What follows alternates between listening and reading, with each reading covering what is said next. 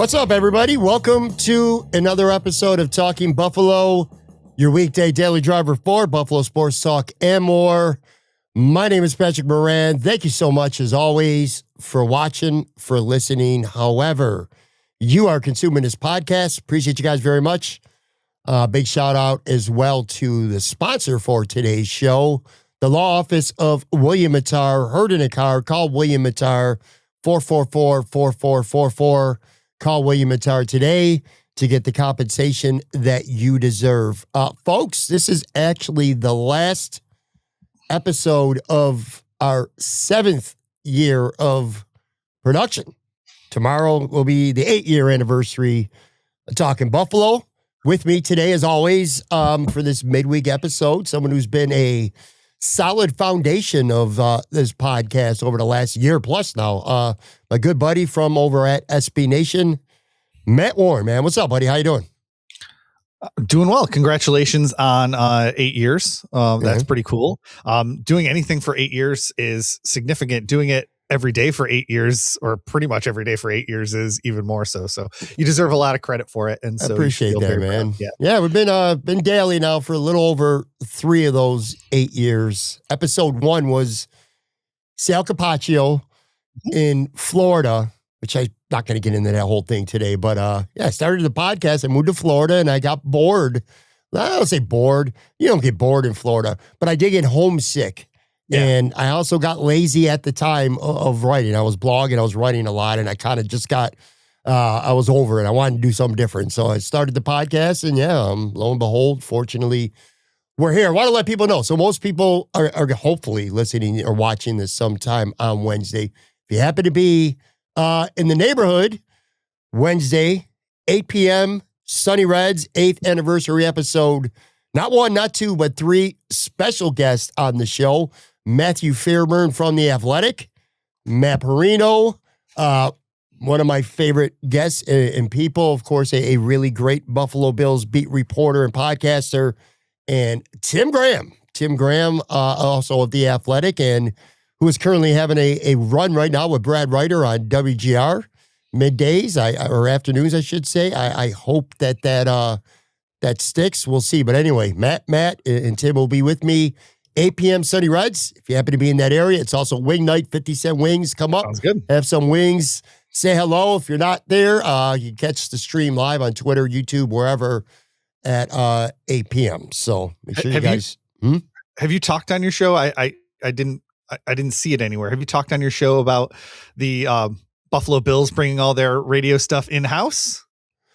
A little bit. Before we get into today's show, which, by the way, is all about wide receivers, but yes, I'd like to hear your take on that. What's your opinion on what's going on with the Bills and the Sabres? Well, because the reason I ask is because you brought up Tim Graham is from 1 to 3 on WGR now, and that's because the Bills have brought all their media stuff in-house. One Bills Live is now streaming on the Bills app. All the games are streaming on the Bills app. And I think that's going to be the biggest loss for folks, not necessarily One Bills Live. As fun as that show is, and helpful and informative as that show is, the folks that are driving home from a hockey game on Sunday afternoon and are trying to listen to the game, or, my mom who might be like, I don't know, gardening or something like during a September game and like can't listen to it. Can't figure out how to listen to it on her phone. Shout out, Mom. I'll help you. Don't worry. I know she's listening, but, that kind of thing is, I think, going to be the biggest hurdle. Is, someone's going to try to turn on the radio at 1:02 on a Sunday game, assuming the Bills ever have a 1:00 game sometime, and not be able to listen to the game. And I think that's, sad, but most people can figure it out, or have someone in their life that can help them figure it out. It's just, So the trend towards, like, whether it's the Players Tribune or teams bringing in, more folks, like, it really started a couple decades ago. I mean, when Chris Brown was hired at BuffaloBills.com, then you get, John Murphy becoming full-time with the Bills, and more and more of these teams bringing their announcers in full-time. Eric Wood having, an official, he gets these inside interviews because he's part of the Bills broadcasting team on his podcast. And so, like, keeping keeping everything in-house, I think, is like the wave of the future and a way for them to continue controlling the message going forward. They don't have to do they don't have to put Brandon Beane on WGR on the Monday after the draft anymore if they don't want to, because there's no official radio station of the Buffalo Bills. And so Brandon Beane doesn't get to go out and have a little rant about how they didn't add a wide receiver during the draft and all this other stuff. So I think it's the wave of the future that's controlling the message, but it also is like a little bit sad for a lot of reasons. So it's a very interesting time. It's a very interesting time in L. You know, the last couple of days on this show, I mean, we've hit on it a little bit. I had Steve Bermel on yesterday, Joe from Queens the day before that, and I disagree with kind of both of them in terms of, well, who cares? You know what I mean? People don't listen to radio anymore. We don't. We're not going to listen to the games on the radio. I love Eric Wood. Make no mistake about it. Great friend of mine. Chris Brown does a good job. I don't listen to the games live on the radio. Most of us don't. However, there's a market for it. There are thousands of people, thousands of Bills fans out there around the country who drive. You know, I mean, they drive for a living. They might be driving during games. They might be stuck at work at an office or a gas station or wherever it may be where there's not a TV available where they can watch the game, and they're dependent on listening to it. So there's still a market for listening to the game. So for people, like you said, where that's going to become kind of a pain in the ass, it sucks. That part of it sucks. It's just going to be very interesting. It's going to be very interesting in terms of the platform itself, because Chris Brown is a team employee. He's back. There's no mystery there. He's going to be the play-by-play guy going forward. Eric Wood, Sal Capaccio, the other 2/3 of the official, you know, team broadcasts over the last handful of years, they're not team employees. So their jobs right now, anyway, are not guaranteed. I would think that they would bring both of them back. Certainly Eric. I mean, Eric and Chris I would say Eric's pretty safe. Yeah. Sal, we'll wait and see. I mean, do the Bills have a little bit of an axe to grind now with WGR? There's lots of speculation. Nobody really knows. We don't know anyway. WGR have an axe to grind with the Bills, I think, is the better question. Sure, for sure. So who knows who the sideline reporter is going to be? I would expect Eric Wood. But anyway, nothing official. We just know that Chris will be there. That's interesting. And then on the radio side, you know, not to dive into the weeds again with it, but I love Tim and Brad in that time slot right now, having that opportunity. I think it's, I think WGR Sports Talk is going to be even more objective with those guys. I was and still am surprised that Tim Graham is on WGR. And nobody loves Tim more than I do. Trust me. And I'm going to talk to him about this at Sunny Reds on this show for tomorrow's podcast. Trust me when I tell you. I don't know what he'll say on the air versus off it, but I'm a little bit surprised about that. But he will call an owner out. He will call. He won't hesitate to swing the bat if he needs to. Yeah, Tim doesn't have anything to lose. He's even said it on Twitter already. He's like, "This seems ill-advised." Like, I don't know who's putting me on the air. He's got his. This is his side hustle, so to speak. Yeah. It's fun. He's not going to lose his job at The Athletic, and he has his own podcast for a sound off as well. So it's going to be kind of a continuation of that. I'm also a little surprised that The Athletic's letting him do it. So I'm just throwing that in there too. So like, you wouldn't see, I don't know, Elena Getzenberg from ESPN being able to do this. ESPN would never like allow that to happen. Like, this is some inside baseball stuff. Like, working for a competitor in theory, like another beat.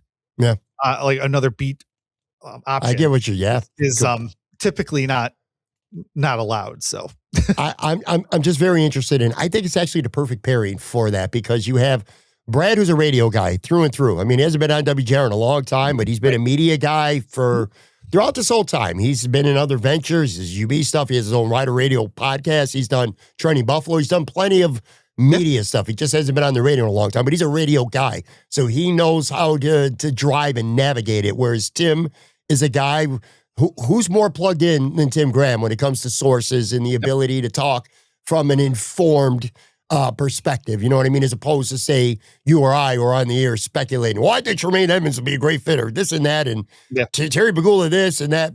Well, Tim has a lot of perspective and insight with that. So I hope it works out. It's an interesting time. I think it's a W for Bills fans who like to listen to GR, or it'll be a bigger W if they start streaming all their shows, which they're working on. It's a process. More options, the better. Yeah, exactly. So anyway, Good news there. Today's episode is primarily going to be about wide receivers. We're going to talk about the Bills' own. We'll talk about some potential free agent candidates. We'll talk about a handful of trade candidates. I'm going to mention some names that are like wide receiver draft prospects, but I'm going to preface it by saying I'm in the process of starting to get to know these guys. I don't really know much about them, just the general overall consensus, but I have not personally really, dived deep in on any of them. But there are at least names that are worth mentioning since we're talking wide receiver. Before we jump into that, actually, it'll tie into it a little bit, but, it's a interesting time to be a Buffalo Bills fan. Winds have changed, a lot of change, a new head coach, a new defensive coordinator, a new defensive system coming to town, a host of free agents. I think there's 20 unrestricted free agents, and I would be willing to bet 2/3 of them or more are going to be playing somewhere else if they're playing anywhere next year. There's some guys on that list that are old enough that they may be done playing. But anyway, it's an uncertain time right now for the Bills. Let's just put it that way.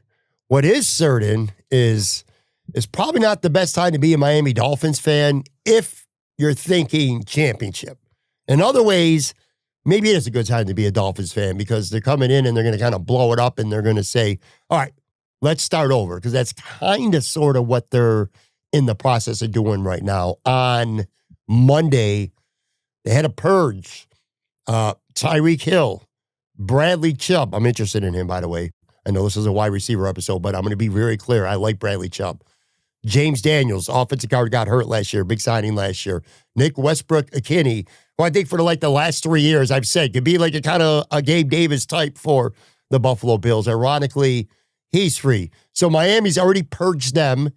They're probably not done. I think Tua's played his last game in Miami. Whether he gets traded or whether he ultimately gets cut and they just have to do a Russell Wilson bite the bullet, kind of deal there. Who knows if Jalen Waddle's there? I mean, if they're going to do everything else and he's high price, maybe they do move on from him. Maybe we'll talk about him in a little bit. But a legit house cleaning of sorts with the personnel with the Dolphins, Matt. Yeah, I think I posted about it on all my socials. I just used a Jim Carrey GIF from Ace Ventura where he's in the Dolphins tank, looking around, looking at the camera. And I'm like, just me watching the Dolphins rebuild again after they haven't won a playoff game since Thurman Thomas was on their roster in the year 2000. That's crazy. That takes Bills fans back to a simpler time, maybe a worse time when Thurman Thomas got released on that whatever it was, Tuesday, I think it was, along with Bruce Smith and Andre Reed. But that was crazy. I remember. It's been a very long time since the Dolphins have won a playoff game. And so we talk about the Jets not getting to the playoffs or not having the longest playoff drought, but that's a pretty rough one for the Dolphins too. And so seeing them just hit the reset button again, obviously as a Bills fan, makes me very happy. But yeah, it's hard to look at their roster. And that's why when they said that they were keeping McDaniel, at least initially, I was like, I just have no idea how they move forward with the current roster. And they obviously saw it the same way. They blew it completely up. They're starting over again. I don't think they have any real foundational pieces on their roster right now that they couldn't part ways with, I'll say. Jalen Waddle would be a foundational piece for a roster, but if you think you're 3 years away or 2 years away, maybe you trade him to jumpstart that rebuild. And especially when you look at what the Seahawks and the Patriots have been able to do over the last 2 years to get to the Super Bowl. You see the Seahawks were able to get a new quarterback, a new head coach, a completely new defensive system, and completely turn it around after trading DK Metcalf and trading Geno Smith. And everyone's like, what the hell are they doing? And they just completely renovated that team, down to the studs. And so the Dolphins can do that as well if they get the right pieces in place.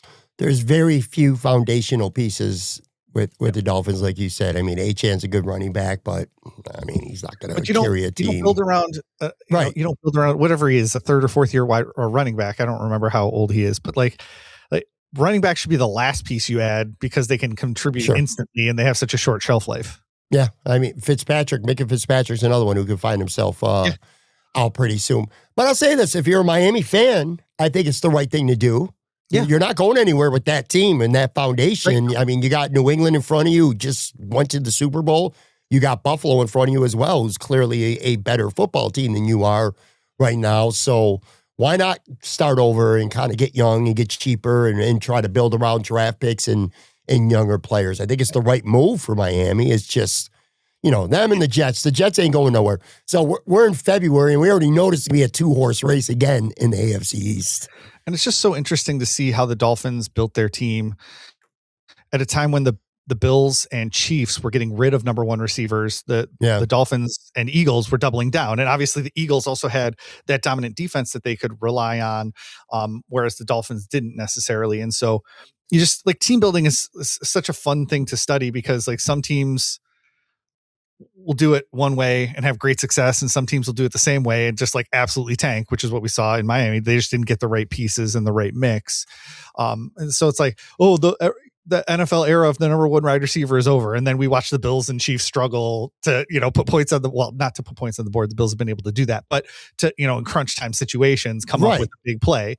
And, so it's the ebb and flow of roster building is so much fun. I'm so glad that you said that. And that is such a solid point to make, is that it's not about putting points on the board, because we're talking about wide receivers today. It's about having wide receivers that are going to make the big plays when you got to have a big play that's out there to be made. And that's kind of the issue that I have with a Brandon Cooks. Everyone's talking about how, he gets open and this and that. Oh, great. Where's the clutch gene? You know what I mean? That's part of being a great wide receiver, is having that clutch gene. He had one of those catches in one of those playoff games, right? Or was it late in the season? I can't remember when it was, but he had that one where he went up and got it on, it was deep throw at the end of the game. Yeah. Okay.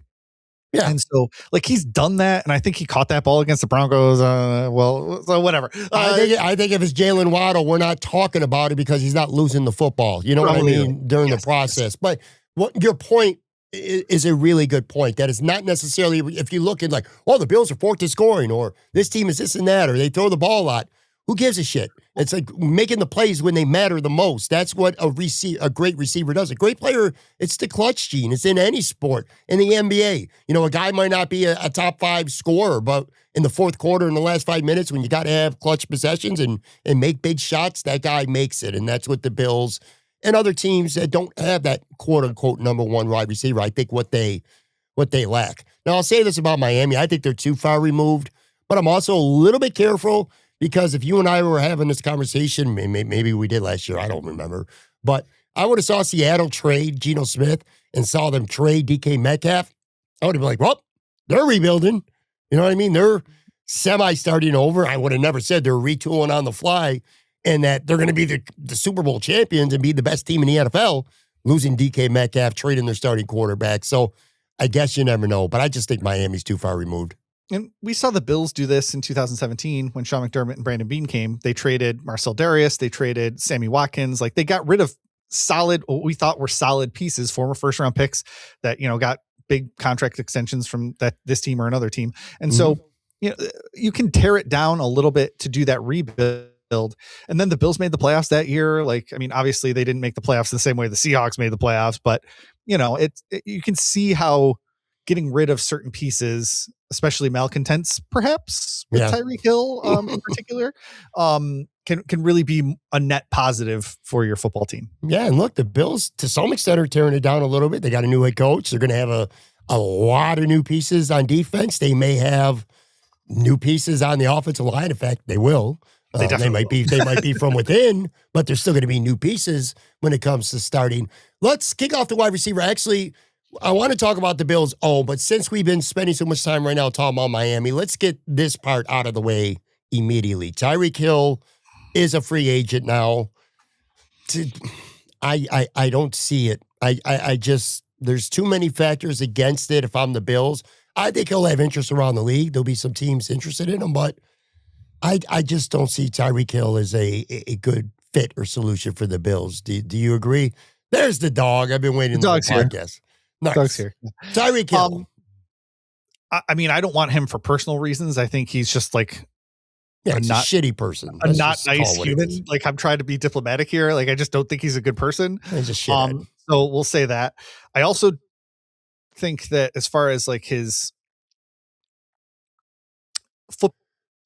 football skills. Like, I don't know when he's coming back from his injury. It was a pretty massive injury. Yeah. I don't know if he's going to be the same player coming back from injury. And like for a guy that is incredibly reliant on his speed, is that going to be there? And so he's a guy that I probably wouldn't even consider. I'd take him off my free agency board. I'm with you there because, the personal stuff in its own is enough to make you say, no, thanks, exactly. but no thanks. But, this is a team right now, the Bills, who desperately need an upgrade in that receiver room.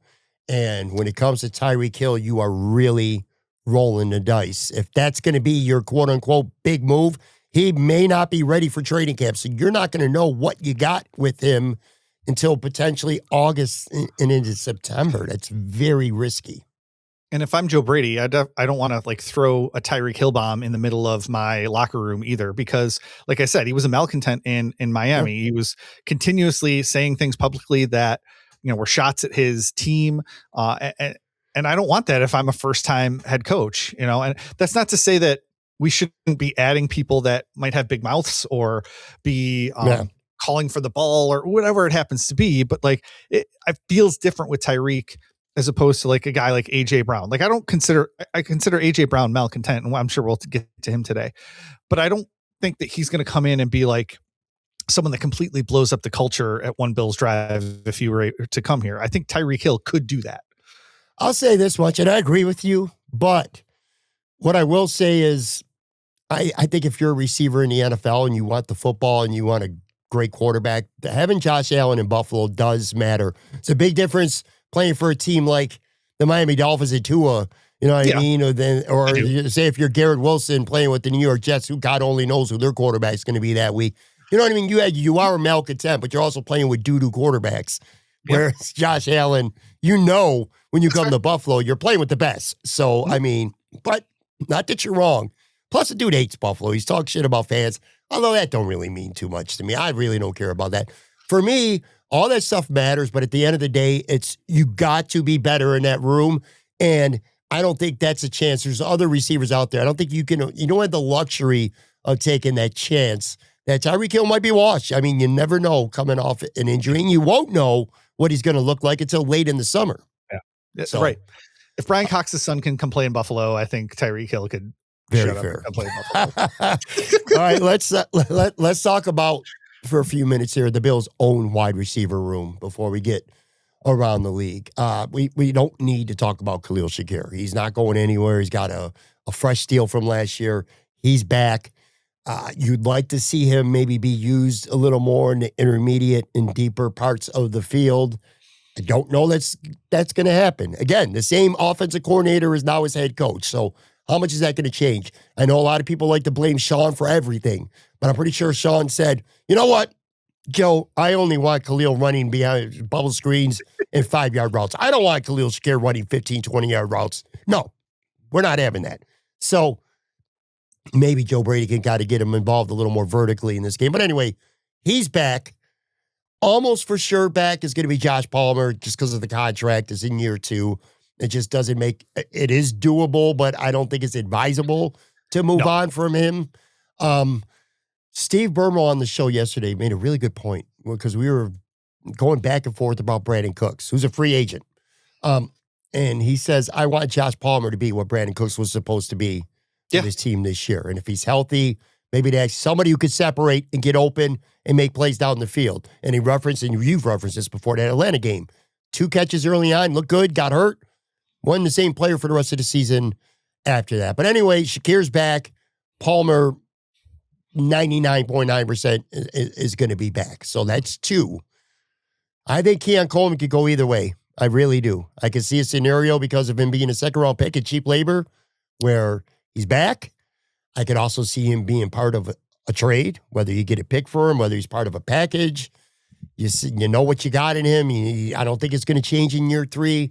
He can't run that well. He doesn't get open that often. He doesn't do a lot of the things that we really hoped he was going to do. And I don't know if that's going to change just because Joe Brady's the head coach.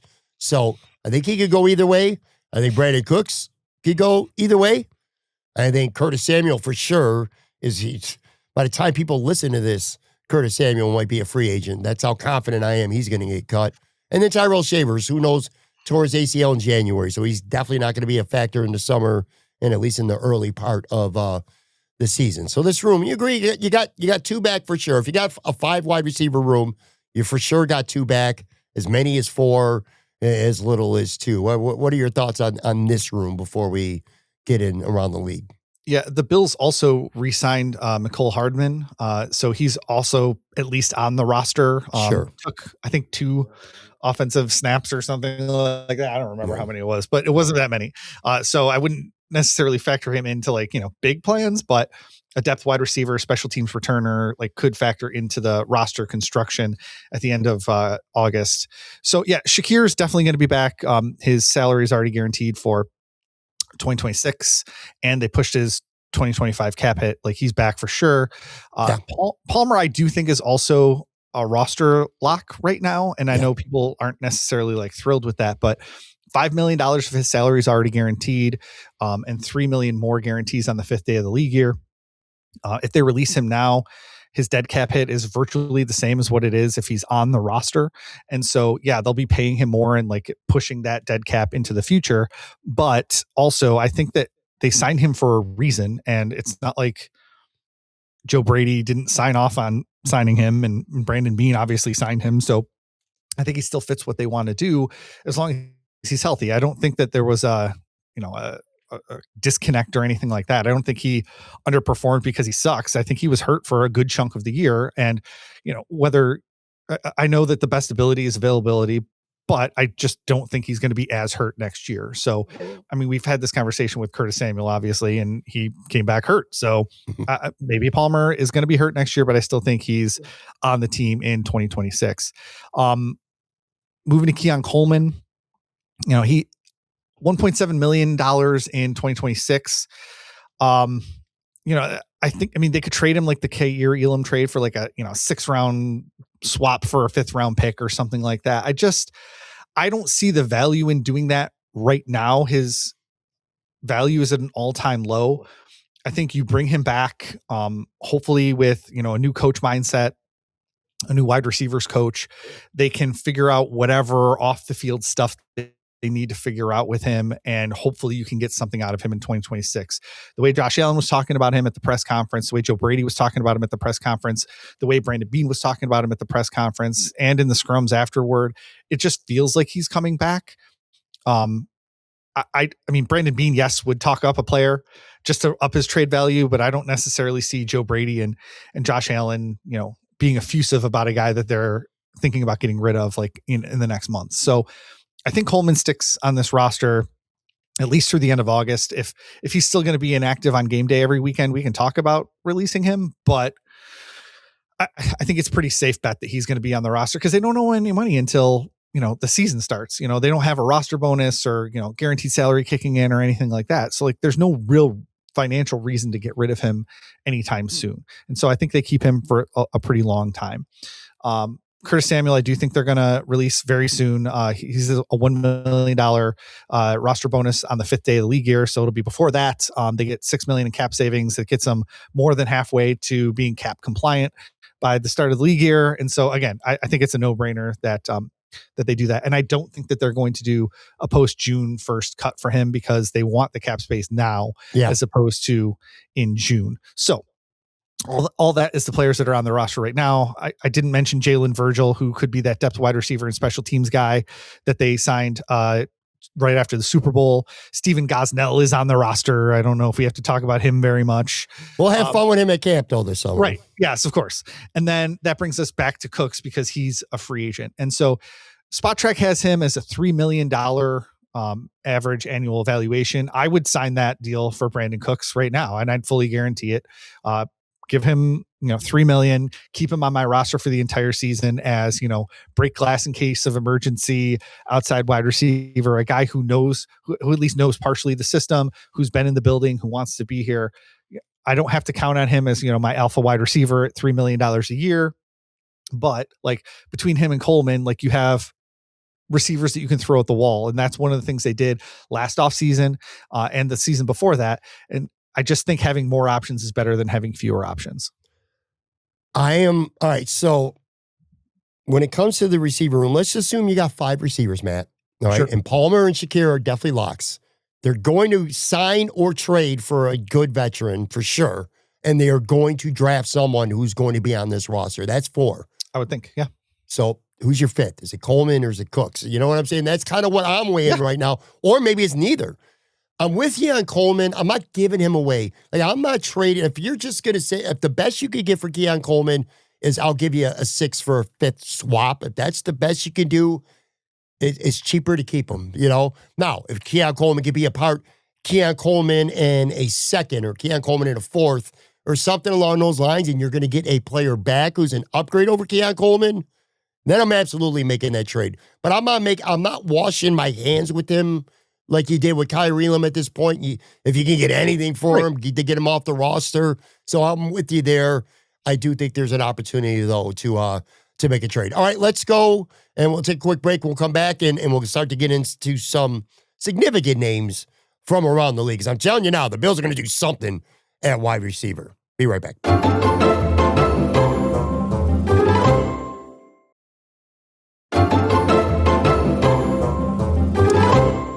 Just as we were going to our break, because we're going to get to at least a handful of rookie wide receivers, I noticed that Daniel Jeremiah just dropped his 2nd Bills mock draft. I put a lot of stock into what Daniel Jeremiah thinks and says. Let's just put it that way. Here's a little teaser to stay for the rest of this episode. He took a wide receiver with the Bills pick at 26, and it's not one of the guys that I had listed. And I'm very happy about it, and I would love it. So save that for a little bit later. Put a little pin in it. Yeah, we're going to put a little pin in it for this moment. All right, so we talked about the Bills receiver room, and we agree that they're probably going to have at least 2 new receivers in that room, possibly even more. Let's talk about a handful of potential unrestricted free agents to consider. Unrestricted free agents as of now. Some of these guys are, of course, going to re-sign with their team.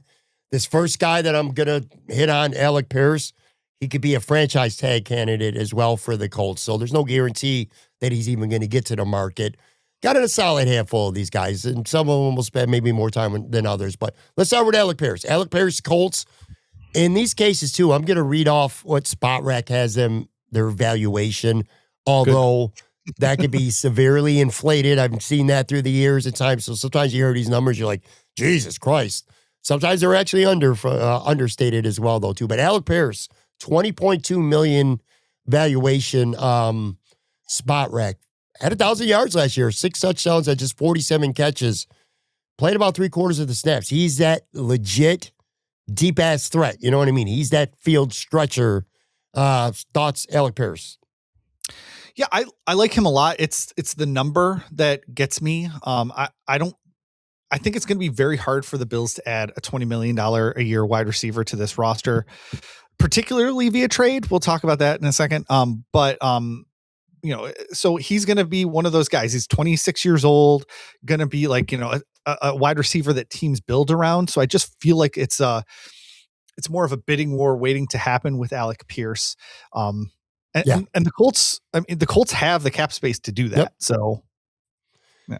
I don't see it. I agree with you. There's going to be a couple wide receiver hungry teams with cap room that are going to pay this guy an awful lot of money. It's going to be every year we see it, the first day of free agency or tampering now, I guess, in today's day and age, where you look at a you're like, Jesus, holy shit, $27.5 million. He gets all this money up front.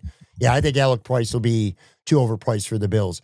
A guy that we talked a lot about last year near the trade deadline that we would have liked to have seen traded to Buffalo, Rashid Shaheed, Seattle Seahawks, $14.1 million Spot Rack valuation. Rashid, what do you think? Yeah, I know that a lot of Bills fans are really familiar with him, and that's kind of why he's getting pushed among Bills fans right now because of the trade deadline stuff. He's not my favorite. I like the $14 million valuation as opposed to, say, the $20 million valuations we were talking about, but I'm not necessarily, he's certainly explosive. I don't necessarily, he's very fast. I don't think he's like I don't know. It doesn't feel like he's the type of wide receiver I want to add to my team at $14 million a year. And that's maybe just a personal thing for me. Yeah. I want a guy that's going to be, more of that alpha wide receiver kind of guy that can get open on every level of the field, not just use his speed to get over the top of a defense. I'm with you there. I would say Rashid Shaheed is Brandon Cooks on steroids, a version of Brandon Cooks, but younger, kind of on steroids. Plus, it's a great punt return too, which would be nice because I'm going to go on a limb and say that Khalil Shakir is not going to be the Bills' primary punt returner in 2026. But I'm with you. Alec Pierce, along with some of these other guys, I'm going to say this a few times during this list. It reminds me of, who's going to be this year's Josh Palmer or last year's Curtis Samuel? A guy that you sign who's good, but not great, but has untapped potential that you feel like his best football still ahead of him. And that is a philosophy that so far has not worked out for the Bills over the last couple of years with signing those kind of guys. Rashid Shaheed kind of feels in that class to me. Kind of switching gears with a free agent. This is a guy who personally intrigues me a lot. Mike Evans. He's 33 years old. He's going to be 33 years old this season, though. His spot rack is 13.3. I don't need to tell you about his career accomplishments. I guess it's a question of A, does he have anything left? And B, will he actually leave Tampa when push comes to shove? I almost said Lee Evans. Mike Evans. I take Lee Evans too. Sure. Lee Evans is the kind of guy I want right now. Anyway, yeah, he legit is. So, yeah. And like Mike Evans a couple of years ago would definitely be the guy I want to. I would certainly add a guy like Mike Evans to this room on, a short-term deal. He's, obviously got a Hall of Fame resume. I don't know why he would leave Tampa personally, but yeah, I love him. I would totally add him. I'm scared by the injuries the last couple of years, but he was super consistent before that. So I would keep going with him.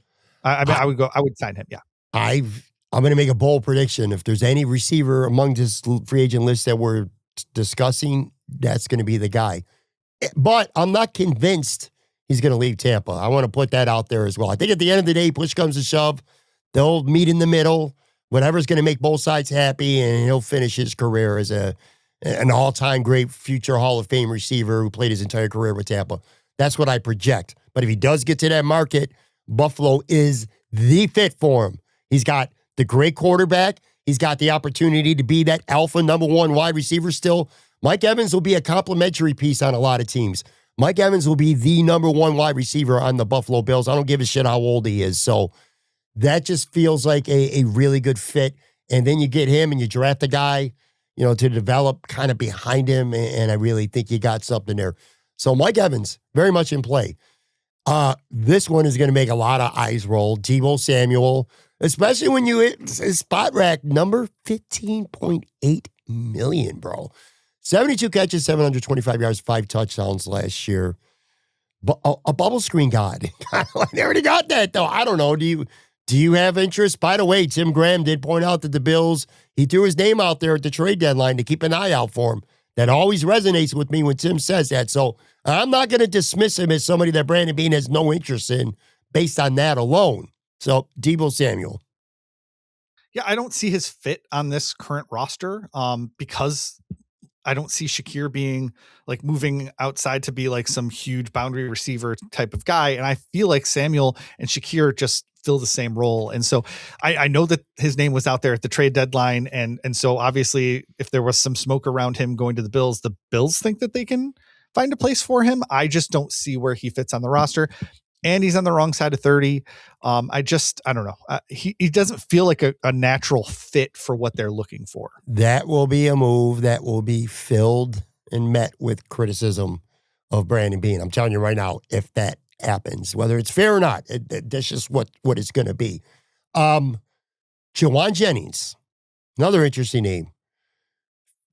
55 catches, 643 yards, 9 touchdowns last year. He played about 71% of the snaps. 22.6 million. This would be one of those projection signings where you think he could be a true elite number one wide receiver, which at this point he's been good, but he hasn't been. Kind of again, can he take that next step deal?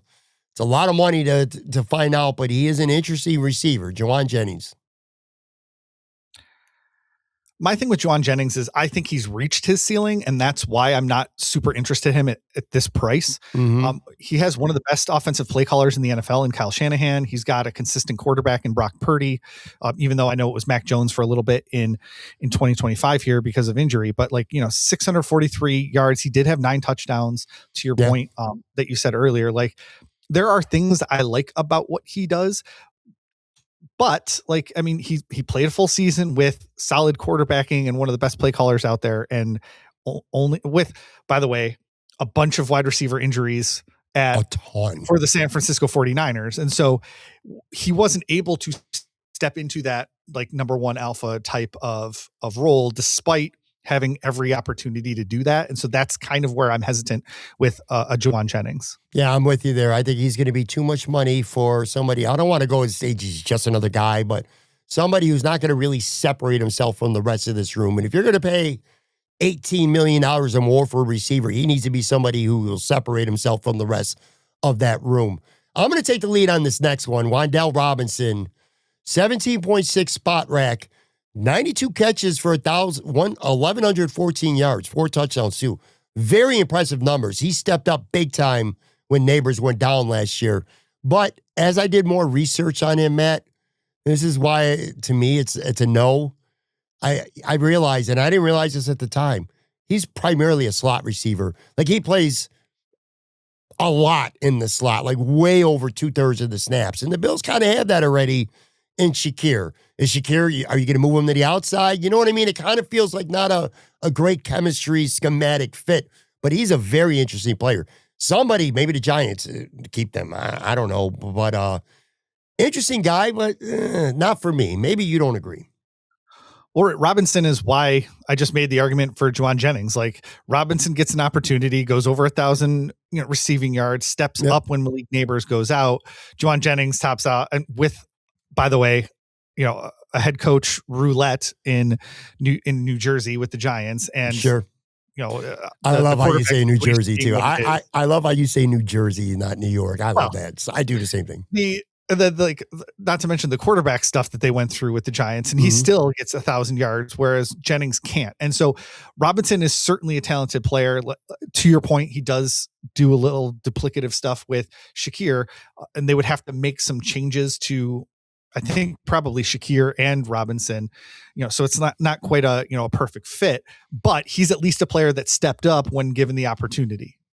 The next guy, I'm going to let you take the lead on. I just stole the lead on Wan'Dale Robinson, and that name is Romeo Doubs, a guy who a lot of people are talking about, man. I mean, he is good and bad. He's the subject of a lot of wide receiver conversation.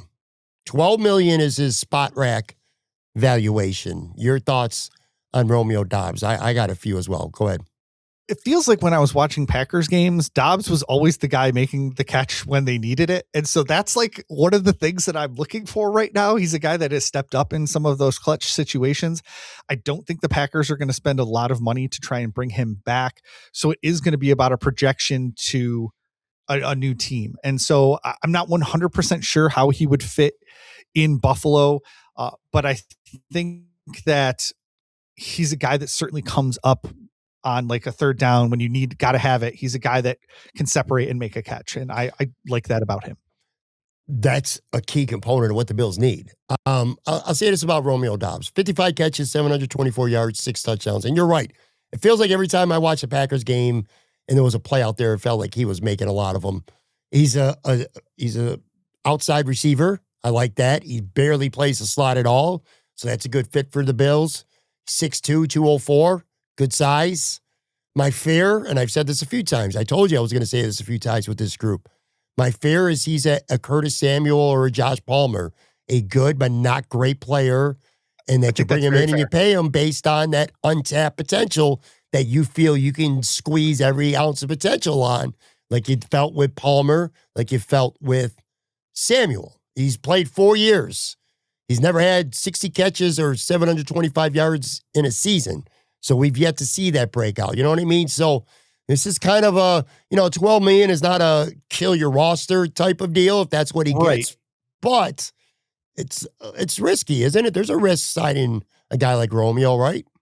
Well, like you said, his valuation is about the same as what Palmer made last year. And so if you're bringing him in to be like the next Palmer, like you already have that guy in your roster. Like if you're bringing in like a guy that could overperform his contract, I don't know how many of those guys you want on your roster. That's what they did last year and threw a whole bunch of stuff at the wall and none of it stuck. And so it's kind of an expensive shot in the dark. I mean, it's not a shot in the dark, but it's kind of an expensive experiment, we'll say. Sure.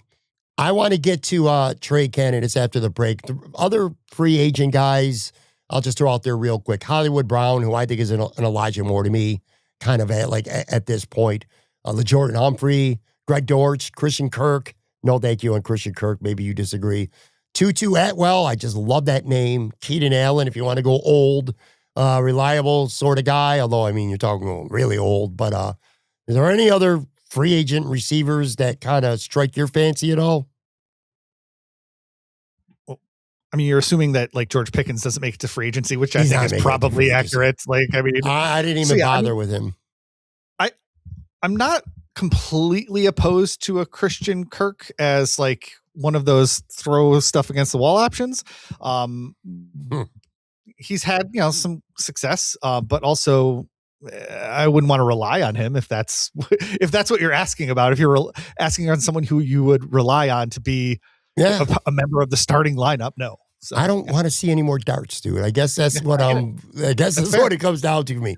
No more darts. They got to get a sure thing. Not that there's a lot of sure things out there, but anyway, there certainly is, and not many anyway. Let's take a quick break. Actually, there's a couple trade candidates who might be at least close to a sure thing. We'll hit on a few of those here in just a second.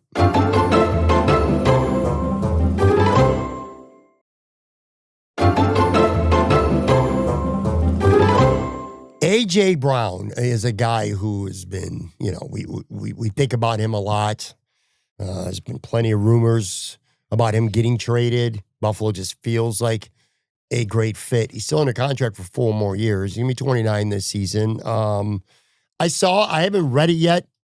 I don't have the details to share on this podcast, but Jason from Over the Cap had an article completely dedicated to A.J. Brown and if he were to be released or traded. Go check that out, overthecap.com. There's an article about A.J. Brown. It looked doable, the contract numbers for me. If for the team that trades him, the cap wasn't anything crazy.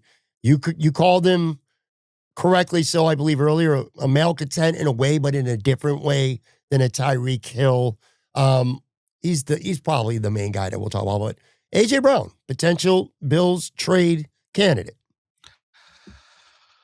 I've been super clear about this pretty much every time anybody asks me about A.J. Brown is that, I mean, every team or most teams in the NFL would certainly want to trade for him and the numbers would work out for any team trading for him. I don't think the Eagles can do it. I think his dead cap hit would be $40 million or somewhere in that neighborhood. The Eagles have leveraged their contracts so hard the last 4 years, including A.J. Brown, that his dead cap hit is huge. And they don't have a lot of levers left to pull to create cap space. So when the Broncos release Russell Wilson, they create a huge cap hit, but they have a lot of other flexibility. So we've seen teams be able to deal with dead cap hits with players in creative ways. I don't think the Eagles have the creative ways left. They've already done all of that stuff. They're already leveraged on Jalen Hurts. They're already leveraged on Saquon Barkley, Devonta Smith, A.J. Brown. They need a bunch of help on their defense. I don't see A.J. Brown getting traded by the Eagles because of salary cap issues. I would love to have him on the Bills. I think he's a great wide receiver. I would love to have him on my fantasy team. He scores touchdowns, but I just don't see the Eagles getting rid of him this offseason. Yeah. And with all these guys too, Matt, you also do need to factor, well, what are you giving up? It's like, well, I'd love to have A.J. Brown. I'd love to have this guy. Well, what's it going to cost you if they can trade him? If they even can trade him, or these other guys, you're not getting them for free. You're not getting them for cheap, So, yeah, I'm with you. Everything you said about A.J. Brown, I agree with. Brian Thomas Jr., he still has 2 years left plus an option. And I'm telling you, a lot of people, going back to last year, I've been fighting with people for months now about this. I don't know any other way to make this more clear. the Bills are like, well, now we're going to trade Brian Thomas Jr. or the Jags won't. I'm telling you right now, they were entertaining offers last year at the trade deadline, and the Bills were in. And I've heard from multiple reliable sources on this, and I don't say that often or kind of like break news or anything like that on this show. That's not what we do. We react to news. We have opinions. But I am telling you that the Bills were exploring a trade with Brian Thomas Jr. last year, and the Jags were at least listening. I'm just telling you that. It's on the table.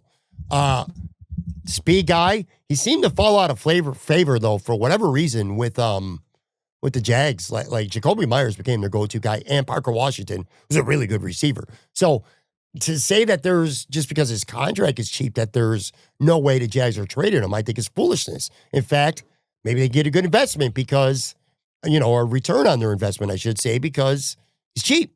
He's not going to cost you $25 million. I don't know. Brian Thomas Jr., thoughts? I think the Bills liked him in the draft. I know a lot of Bills fans liked him when he was coming out in the draft. He's still super young. He's a player that could put up really good numbers. I think it actually makes sense to add a player like him to this mix, sort of as a Keon Coleman replacement, if that makes sense, like the age and the salary and all of that stuff. Yep. I don't think it would be prohibitively expensive to trade for him. And we've seen the Jaguars kind of retool their wide receiver core a lot since Liam Cohen took over as their offensive as their head coach and play caller. So this one actually makes a lot of sense to me. I would do it for a second round pick. Probably. I don't know if I'd go up to a first round pick. Maybe. I know that's kind of what folks are saying around the league is what it would cost as a first round pick for Brian Thomas Jr. And the Bills have a late one, obviously. So if Cleveland or I don't know who else would try to send a first round pick to the Jaguars, the Bills would have to beat that. But, so maybe it would be that late first rounder from Buffalo that gets the deal done. But I do see a place for him on this roster, and it would be really intriguing to add him to the mix. I said earlier, too, that there's scenarios where Keon Coleman could be part of a trade package. Maybe a guy like that, a second in Keon or a third in Keon and something else. You know what I mean? Like, there's, if you find a team or you want a receiver via trade and that team has some belief in Keon Coleman, then maybe you could get some value back from Keon with a move. Chris Olave, New Orleans Saints, 1 year left, $15.5 million. That's cheap. But if you're going to give up a significant investment, you're going to have to extend him. Like, you're going to have to agree to an extension before you pull that trigger, before you pull that lever on a trade for a guy like Chris Olave. Really good talent. Little bit of injury concerns, of course. I don't know, man. Why, if you're let me ask you this, too. With some of these trades, if you're the Saints, why would you want to trade Chris Olave? You wouldn't, but you've made the decision that by pushing so much of the Drew Brees dead cap hit into the future that you're sacrificing the next 5 or 6 years of your team. And the Saints have never bottomed out since getting rid of Drew Brees. I write about it almost every offseason, the doom spiral that is the Saints salary cap. And Mickey Loomis does not want to bottom out. He wants to have a chance every year to go to the playoffs. And whether that's building a championship team or not is a different conversation. But they've been really in cap hell since Drew Brees retired, maybe even before. So that's the only reason you would trade a Chris Olave if you're the New Orleans Saints. If you don't think you can afford to extend him, I would love him. I mean, he's 25 right now, 100 catches, 1,200 yards. Like, he's the type of guy that I would love to add, even with the injury concerns.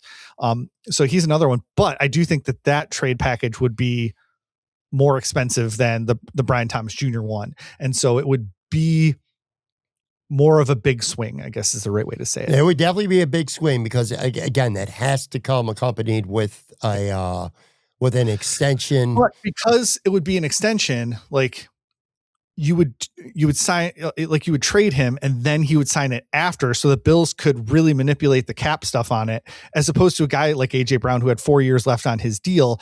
You have to get that contract on your roster before you can manipulate it. If you're trading for a guy, and Olave's number isn't super prohibitive right now. No, I think it's $15.5 million. So, and I would say this too with the Saints, and we don't know behind the scenes stuff. I think for them to trade Olave, it would have to be one of those situations where they say, well, he's going to get too much money in the open market next year, and we're not going to be able to sign him.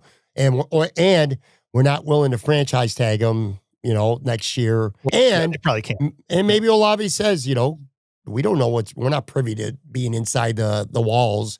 You don't want to be there. You don't want to be, his future's not in New Orleans. That could lead to a trade. That would be my preference. So I predicted that Mike Evans was going to be the free agent signing. They make a trade. My preference of all these guys we've discussed is actually Chris Olave. I would absolutely love that. It feels very Stephon Diggs-like to me, hopefully minus the drama. I'm talking about the effectiveness that he could add to the offense, not the person or the, the personality or anything like that. Just what he brings to the offense, potentially. I was trying to thread the connection between Joe Brady and Chris Olave, but there isn't one that I can really think of. Sorry. Well, it feels like they're going in the direction of the Saints. So the Sean Payton thing, but there's no real connection. Olave wasn't there when Joe Brady was there. He may have overlapped with Carmichael for a year. I think he may have. So the Bills offensive coordinator was Chris Olave's offensive coordinator when he first came into the league, I think is right. Let me throw a pair of Cardinals out at you. Marvin Harrison, Michael Wilson. Look, Marvin Harrison still got 2 years left on his deal, plus a club option, $9.5 million cap this year. It only gets up to 11.2. Financially, that's a no-brainer. Why in the world? And I know he struggled a little bit in his sophomore year. Why would you want to trade Marvin Harrison Jr. if you're the Cardinals? I would. If I was an Arizona fan and you trade Marvin Harrison Jr., I'd say get your goddamn head examined. Michael Wilson, another story. I mean, he's got 1 year left, $4.8 million. He was 78 catches for 1,000 yards last year, 7 touchdowns. He really stepped. We talked about Wan'Dale Robinson stepping up. Wilson stepped up big. Mm-hmm. I think he could be ahead because he's going to get paid in 2027. People are seeing that, the numbers, the potential. You got Marvin Harrison Jr., and you don't want to pay another guy $20+ million in a year. I could see Wilson being a guy who could be a sneaky trade candidate. Not Harrison. No, maybe you don't agree with that, but that's my take. Anyway, Harrison or Wilson, Arizona. Let me take you back to 2017. The Buffalo Bills have a brand new general manager and a brand new head coach. They're restarting, just like the Cardinals are right now. One of the things they do is they trade their former top 4 wide receiver, Sammy Watkins, for picks and players. Watkins was a malcontent-ish. Maybe Marvin Harrison Jr. is a malcontent-ish. If you think that you want to reset the culture in the Arizona Cardinals locker room, maybe you do go with a Marvin Harrison Jr. trade. It seems crazy to me that you would do that, but what would it cost? It would be at least a first-round pick. The Bills have a late first rounder. That's fine with me. It would cost more than that. Yes. Would you trade your first and second round pick for Marvin Harrison Jr.? Maybe. I might. Let's back up all the way to the beginning of this. I power ranked the needs for the Buffalo Bills, and I put wide receiver as the third biggest need on this team behind 2 edge rushers because the Bills just have to completely revamp their defense. And so that's the thing that sticks out to me right now is that using 2 premium assets to get a Marvin Harrison Jr., I think really puts you behind the 8 ball on defense. And so it's not necessarily that I wouldn't trade a first and a second for Marvin Harrison Jr. It's that what's that do to the other side of the ball if I do that? Yeah, it's too much. I love the concept, but it's too much. And plus, I don't think they're going to do it. I'm not saying they won't or they can't. I'm just saying I don't think Arizona's going to do it. It would be wild. It would probably be the biggest story of the entire offseason around the league if they did trade him. DJ Moore, it's another name. Still got 4 years left on his contract, too. Feels like he's old, but he's not. Big cap number, though. I don't know. This is one of those where I don't think you're giving up too much to get him because the cap's big. But again, you want an alpha number 1 receiver. This is probably your guy, too. I don't know. You got thoughts on that? Yeah, I like DJ Moore as a player. I do think that the Bears could part with him. It's not just that his cap number is big, it's all salary. And so you would need to fit $24 million under your cap when you trade for him. And so that means the Bills obviously have to create $35 million right now just to get him on their roster. And I think that would be a barrier to this particular deal. Like, it's not like he has like a roster bonus due in like a few weeks that they could like convert to a signing bonus. Like, yes, they could do that eventually, but they still have to fit him on their cap before they do that if they trade for him. Yeah. I don't love it. There's some of the other guys we discussed. Yeah. You know, he's going to be 29, you know, right before the NFL draft. So like, he doesn't necessarily fit the age profile that a lot of us are looking for. Like when you draft Keon Coleman, like I talked about Brian Thomas Jr., right? When you draft Keon Coleman, you expect him to like grow into that number one role and then get paid. Whereas Moore would just be getting paid. Which is why I like the trade for Brian Thomas Jr. better than a DJ Moore trade. You know, I was last guy out. I was going to I didn't have him on this list 36 hours ago, but after the Dolphins purged that roster, I think Jalen Waddle could be in play now. God, though, man. I know there was rumors last year, and I know the Bills reportedly came close to consummating this trade. But, man, do you just see Waddle getting traded within the division? I don't see that. I see Jalen Waddle getting traded now, potentially. I just don't know if you would trade him in the division. I'd like to have him. He's got 3 years left on his deal. He's got a cheap contract this year, and then he gets expensive. But I don't know, man. Jalen Waddle.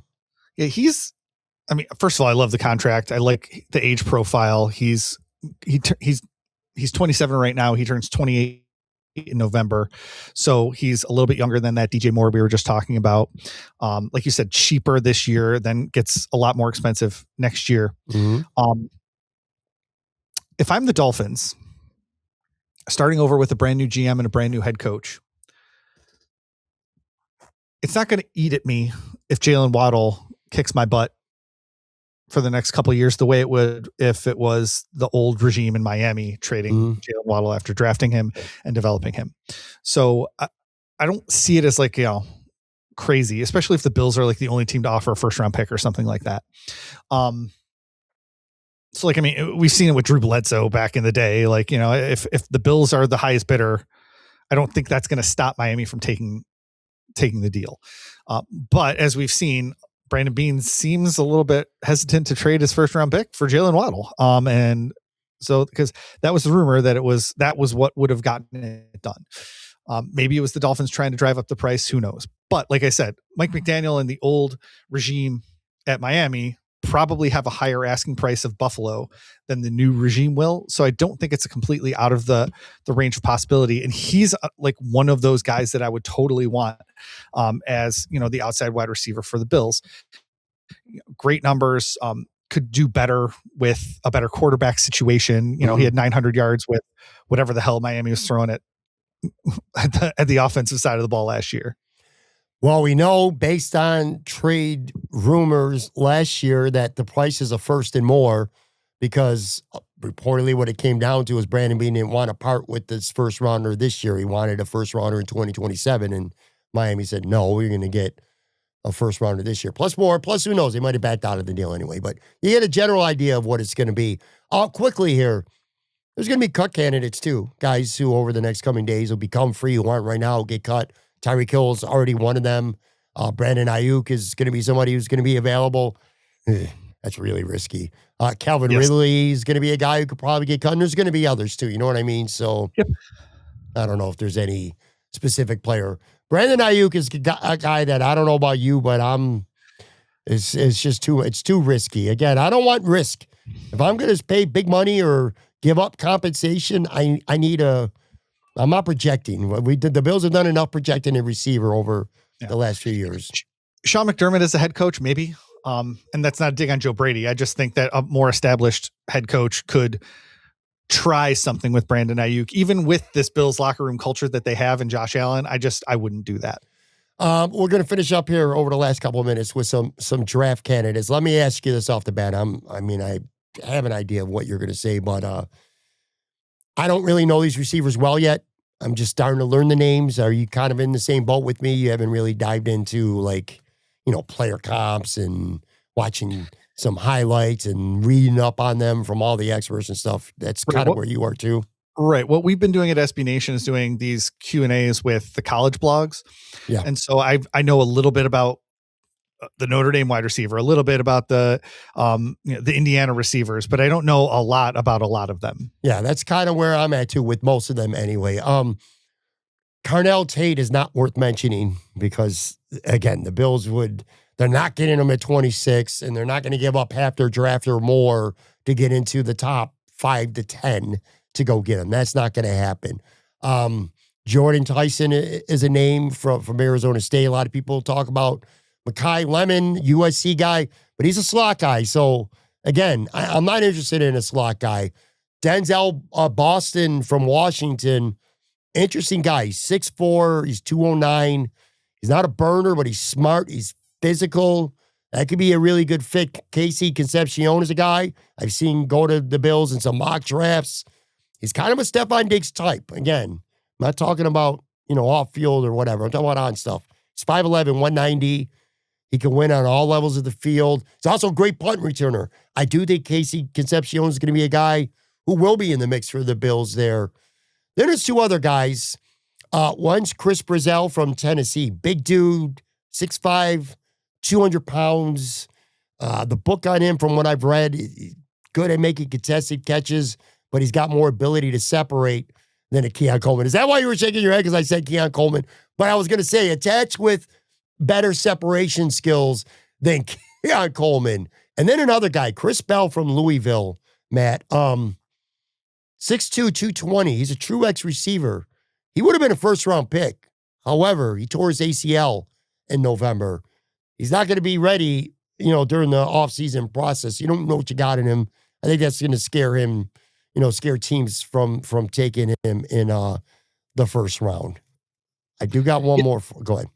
I was just going to say, I like adding receivers that can get more separation. The Bills have gotten away from that since moving on from Stephon Diggs and Cole Beasley. Yep. And I want more guys that we can throw open that can get separation, like we see from Dalton Kincaid when he's in there, like we see from Khalil Shakir when given the opportunity.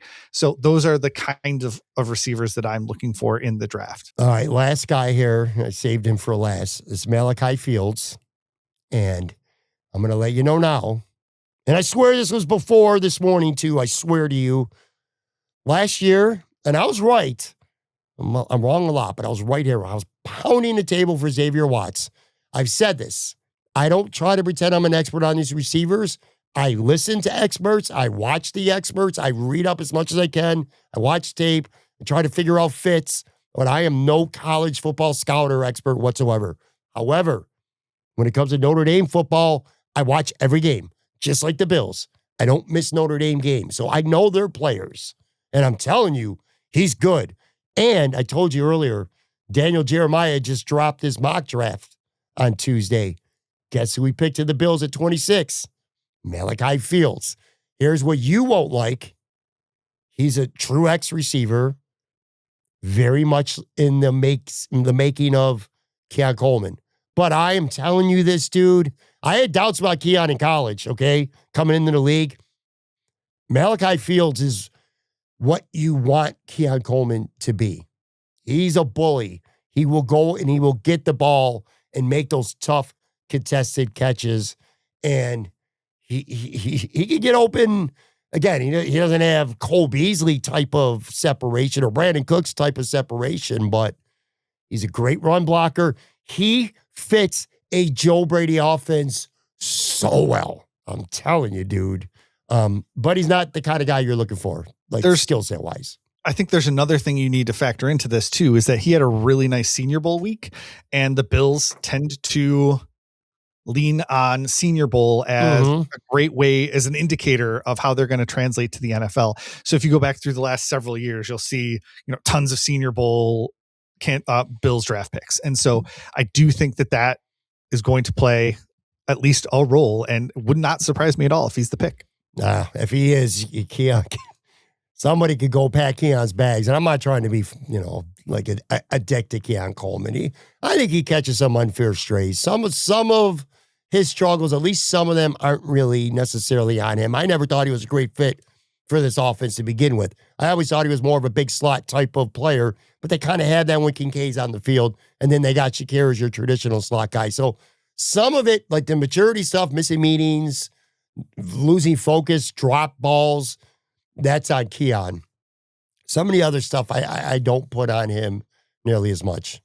And Fields has cumulative stats when he was at Virginia. He's got per reception stats while he's at Notre Dame. Like, I think he does check a lot of boxes.